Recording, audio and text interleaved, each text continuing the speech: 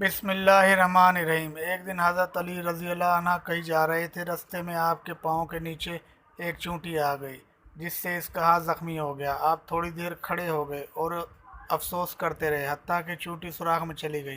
रात को ख्वाब में देखा कि हजूर पाक सल्लल्लाहु अलैहि वसल्लम फरमा रहे थे कि ए अली, तुमने कल क्या काम किया कि जिसकी वजह से अल्लाह ताला और इसके तमाम फरिश्ते तुझ पर गज़ब आलूदा हैं।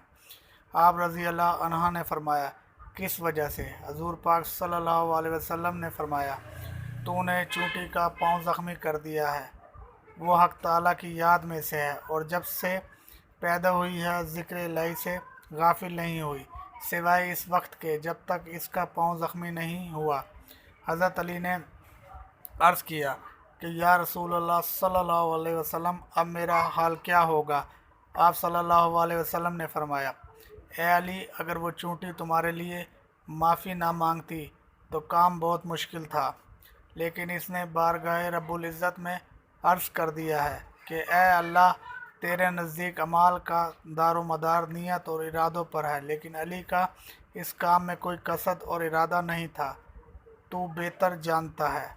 चुनांचे अल्लाह ताला ने इसकी माफ़ी कबूल फरमा ली है। सुबहान अल्लाह।